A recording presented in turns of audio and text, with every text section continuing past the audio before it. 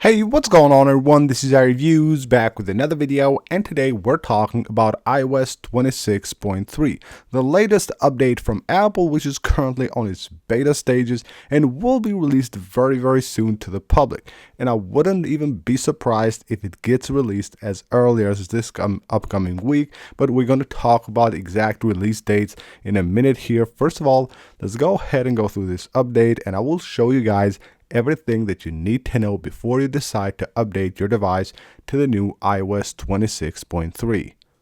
Now, first of all, let's quickly talk about what you can expect from this update. If you haven't been following the beta cycles of iOS 26.3, it is actually not a very big update. When you look at the 0.3 number, you probably think that it will be a lot of new features and changes, but they are actually not a lot. It adds a few features, like of course the AirTag 2 support that was added also with iOS 26.2.1.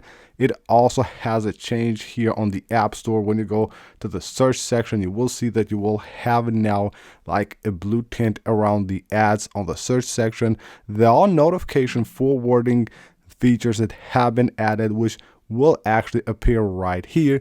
They appeared for everyone on the first beta, but then they have actually been removed, and now it's a feature available only on EU exclusively.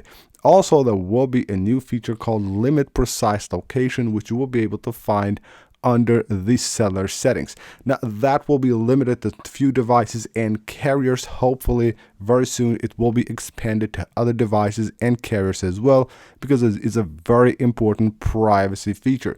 Now, what it will do is that when you go to your settings, you go to seller and then seller data options, you will have the ability to limit precise location for your carrier. So basically your iPhone's location when it's shared while using the data won't actually be shared precisely. The carrier will just know basically the nearby area and not your precise location, so that's great for privacy. We also have a small change on the lock screen wallpapers. When you go to the categories, astronomy and weather wallpapers are now two different categories, and these are basically the new features and changes that you get with this update, even though it is still important, and especially when it comes to battery and performance is quite good. So let's go ahead and get into all that.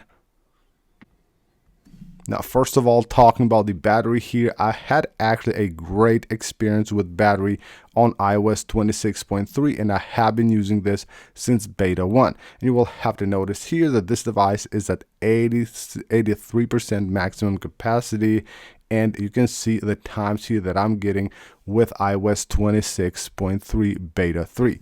You can see right here 138%, almost 10 hours. Again, 140, 8 hours 26 minutes, 134, 8 hours 22 minutes, 133, almost 9 hours. So looking at this, on average, I'm getting about 7.5 hours of on-screen usage with iOS 26.3, and it's still on beta 3. So until the final release, of course, we expect to also have more improvements and maybe get a few more minutes on battery life, which is amazing. Now, comparing this battery to iOS 26.2, I think you will notice a slight improvement. I would say like 3 to 4% better battery life than iOS 26.2 or even 26.2.1. Now, as far as the performance goes, and I have actually said this since the beginning of the releases for iOS 26, since like beta 3 or 4 back in summer, it is actually really good in performance. It shows in numbers, but also on everyday use, it is actually quite stable and very smooth. Now, you can see right here the Geekbench 6 score on the iPhone 15 Pro Max, 3013 for the single core score, while we have a 7713 on the multi-core score, which is actually amazing. These scores are really great, and overall, as I said, since the beginning of the iOS 26 cycle of betas back in summer, I have always been getting scores right here that are way better than iOS 18. So when it comes to performance, this software is actually really good, and it even shows on everyday use. It is actually a very smooth, and you rarely find any like huge problems with this update, even though of course there will be bugs here and there that users might encounter. Most of them are basically based on different devices and different users, and not something like in general that will have an effect on all the users of iOS 26.3. And now let's talk about the important part, the release and updating. So there are two different ways in which you can update, and I will talk about that in a minute here. First of all, let's talk about the release. Well, I wouldn't be surprised if I see iOS 26.3 get released next week, even though we're still on beta. So we will have like two different scenarios here. Most likely iOS 26.3 RC is being released on Monday, and that will be February the 2nd. I really expect that to happen on February 2nd. Usually Apple will do this. The RC gets released early on the week, most likely Monday. It might happen on Tuesday as well.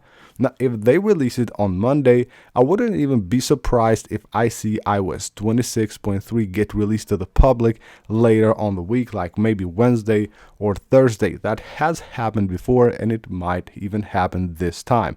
But if that doesn't happen, then 100% February the 9th will be the day that Apple releases iOS 26.3 to the public. That's the most likely scenario. So we get on the 2nd the RC, and then on the 9th we get the final release. And most likely later that week or earlier the next week, we also get the first beta of iOS 26.4, which will be the biggest update to iOS 26 to date.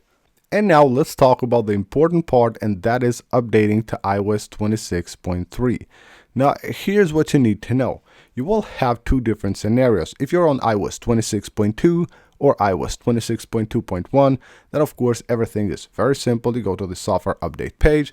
Once it's released, you get the update here and you're good to go. You install it on your device, and that's it. But if you're currently on betas of iOS 26.3, if you're most likely on the third beta, and you don't want to install the RC, but you want to install the public release of iOS 26.3, then you need to go ahead and right now go to the beta updates and make sure you have them turned off. That way you don't get the RC version on your device when it's released, most likely this Monday, but you will get the public release when it's released a week after. If you install the RC version on your device, which I suggest you do, you don't have to wait for the public release because it's the exact same update. But if you do install it this week when it comes out, then you won't be getting the public release of iOS 26.3. And that's all good. Again, I have said this over and over. You don't actually need to wait for the public release. If you're already on beta, install the RC version and you're good to go. Once you install the RC version, if you don't want to continue with the next betas of iOS 26, which will be iOS 26.4, you install the RC and then go ahead and turn off right here the beta updates, and you're good to go. So that's basically it for this video, guys. This is everything that you need to know about iOS 26.3 before it gets released to the public. I hope you guys enjoyed the video and you found it helpful. If you did, smash that like button and of course subscribe for more, and I'll see you guys on the next one.